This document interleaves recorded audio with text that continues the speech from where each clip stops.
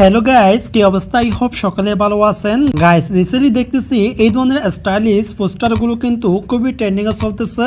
তো আজকের এই ভিডিওটির মাধ্যমে জানতে পারবেন আপনার প্রিয় দলের জার্সি দিয়ে কিভাবে আপনারা এই ফটোগুলো এডিট করবেন।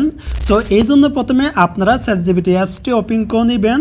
তো ওপেন করার পর এখান থেকে নিচে প্লাস আইকন দেখতেছেন, এই যে অপশনে ক্লিক করবেন। তো এই অপশনে ক্লিক করার পর এখান থেকে ফটোস অপশনে ক্লিক করবেন। ওকে, এই অপশনে ক্লিক করলে দেখবেন আপনাদের গ্যালারিটি ওপেন হয়ে যাবে।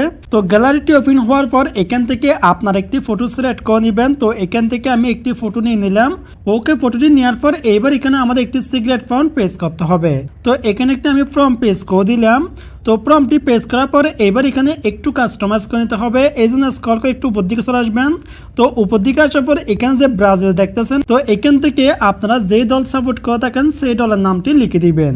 তো এখানে যদি আপনি ব্রাজিল করে থাকেন তাহলে এখানে ব্রাজিলই দেওয়া আছে, আর যদি আর্জেন্টিনা করে থাকেন তাহলে এখানে কি করবেন, আপনি ব্রাজিল এটা এখানে কেটে দিবেন। তো এখানে কাটার পর এখানে আপনি আর্জেন্টিনা লিখে দিবেন। এখানে আমি সাপোজ আপনাদেরকে দেখানোর জন্য আর্জেন্টিনা লিখে দিলাম।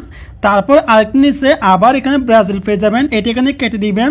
তো কাটার পর এখানেও আপনারা আর্জেন্টিনা লিখে দিবেন। তো এখানেও আমি আর্জেন্টিনা লিখে দিলাম।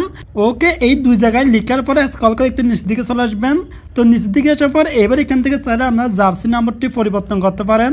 তারপর এখানে নেম অপশন পেয়ে যাবেন, এখান থেকে নেমটা কেটে দিবেন। তো এখানে নেমটি কাটার পর এখান থেকে আপনার নামটি লিখে দিবেন। তো এখানে আমি আমার নামটি লিখে দিলাম। ওকে, এখানে এতটুকু কাস্টমাইজ করার পর নিচে সাইন অপশন পেয়ে যাবেন, এই যে অপশনে ক্লিক করবেন। তো এই অপশনে ক্লিক করলে দেখবেন ফর্ম আর ফটোটি সাইন হয়ে যাবে। এখানে একটি পর আমাদের একটি ফটো জেনারেট করে দিবে।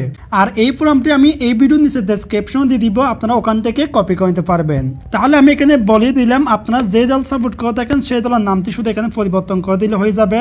তো দেখতেছেন নিচে প্রসেসিং চলতেছে, এখানে আপনাদের 5 সেকেন্ড বা 10 সেকেন্ড সময় লাগতে পারে। এটা হচ্ছে আপনার নেট কতটুকু স্পিড এটার উপর নির্ভর করবে। ওকে গাইস, দেখতেছেন আমাদের ফটোটি কিন্তু জেনারেট করে দিয়েছে কত সুন্দর করে। তো রিসেন্টলি কিন্তু এখন এই ধরনের ফটোগুলো খুবই ট্রেন্ডিং এ চলতেছে।